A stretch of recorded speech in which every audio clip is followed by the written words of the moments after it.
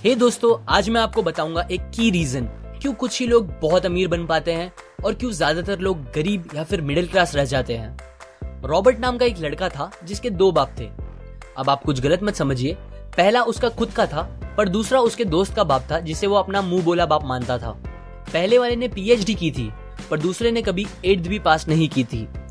दोनों बहुत ही स्मार्ट और हार्डवर्किंग थे पर दोनों की सोच बहुत ही अलग थी और दोनों रॉबर्ट को अलग अलग बातें सिखाते थे। पहला बाप बोलता था कि पैसा सारे फसाद की जड़ है, पर दूसरा बोलता था कि पैसा ना होना सारे फसाद की जड़ है। पहला रॉबर्ट को हमेशा महंगी चीजों के बारे में सोचने से मना करता था और कहता था कि वो हमारी हैसियत के बाहर है।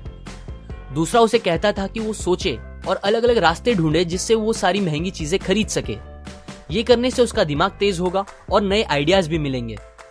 पहला उसे कहता खूब मेहनत कर, अच्छे से पढ़ लिख ताकि तुझे बड़ी कंपनी में नौकरी लगे और तू बड़ा इंसान बन पाए।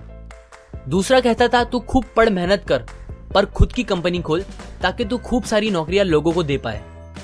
रॉबर्ट के पास एक एडवांटेज था, उसने अपने दोनों बापों को अपनी अलग अलग सोच के साथ बढ़ते और उनकी तरक्की देखी। उसने अपना दिमाग लगाया और अपने दूसरे बाप की बातें मानी और फॉलो की, जो कि बाद में मायामी फ्लोरिडा का सबसे अमीर इंसान बना और उसकी सिखाई बातों से उसने खुद करोड़ों कमाए, जबकि उसका पहला बाप जिंदगी भर गरीब रह गया। सबसे इंपॉर्टेंट बातों में से एक बात जो रॉबर्ट ने अपने अमीर बाप से सीखी वो थी फाइनेंशियल लिटरेसी, जिसका मतलब है एसेट्स और लायबिलिटीज के बीच का डिफरेंस जानना। अब आप गौर से सुनिए, ये नॉर्मल कॉमर्स में सिखाए गए मीनिंग से थोड़ा अलग है। रॉबर्ट ने काफी इजी शब्दों में उसका मीनिंग बताया है, जो कि कुछ ऐसा है। एसेट्स कोई भी वो चीज होती है जो आपको पैसे बना के दे या फिर आपके जेब में पैसे डाले, और लायबिलिटीज वो चीजें होती है जो आपके जेब से पैसे ले ले या आपके पैसे खत्म करे। अमीर लोग इसीलिए अमीर होते हैं बिकॉज वो अपने एसेट्स बनाते हैं, जबकि मिडिल क्लास लोग बस लायबिलिटीज पे खर्च करते हैं। मिसाल के तौर पर रमेश और सुरेश नाम के दो दोस्त थे। दोनों सेम पोजीशन और सेम सैलरी पे काम करते थे। जब भी उन्हें सैलरी मिलती, रमेश अपनी सैलरी से नए कपड़े, नए गैजेट्स, नया फोन, बाइक या कार ऐसी चीजें खरीदता था जो उसे अमीर जैसा फील कराती थी। पर वो ये नहीं समझता था कि ये सारी चीजें लायबिलिटीज है जो उसके पैसे उससे ले रही है, ना कि बस जब वो उन्हें खरीदता है तब, बल्कि आगे भी मेंटेनेंस वगैरह के लिए, जिसकी वैल्यू वक्त के साथ कम हो जाएगी और ना ही वो उससे आगे कुछ पैसों का प्रॉफिट देगी। बट सुरेश ऐसा नहीं था। वो ये सारी चीजें नहीं खरीदता था जब तक कि उसके लिए बहुत जरूरी ना हो वो चीज खरीदना। वो पैसे जमा करता था और एसेट्स पे खर्च करता था, जैसे कि स्टॉक्स, बॉन्ड्स, रियल एस्टेट, अपनी खुद की स्किल्स बढ़ाने के लिए या कुछ सीखने के लिए जो उसे आगे और पैसे बना के दे।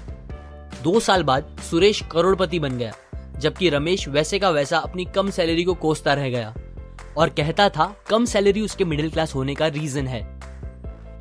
एक गरीब इंसान का कैश फ्लो कुछ इस तरह होता है, उसे पैसे मिलते हैं और फिर वो पैसे उसकी जरूरी खर्चों में खत्म हो जाते हैं। एक मिडिल क्लास का कैश फ्लो थोड़ा सा अलग होता है, उसे पैसे मिलते हैं, वो पैसे जरूरी खर्चों और लायबिलिटीज में खत्म कर देता है।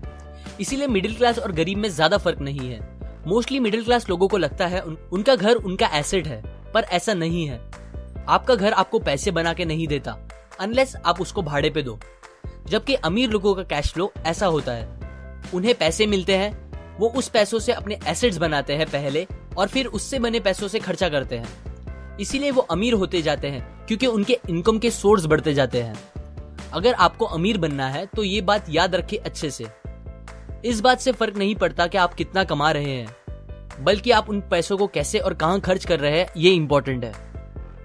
आपको कंज्यूमर की सोच से बाहर आकर इन्वेस्टर की सोच अपनानी पड़ेगी।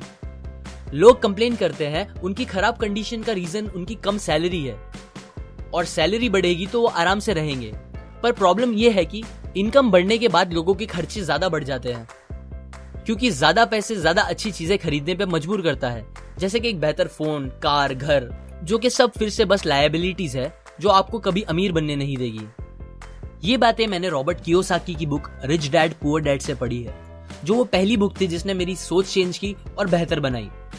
अगर आपको ये बातें अच्छी लगी तो लाइक करें, अपने व्यूज कमेंट करें और फाइनली सब्सक्राइब करें। मैं आपको ऐसी काम की बातें जो मैंने दुनिया के कुछ सबसे समझदार लोगों से सीखी है शेयर करूंगा, जो आपको सक्सेसफुल बनने में मदद करेगी। और आखिर में थैंक्स फॉर वॉचिंग।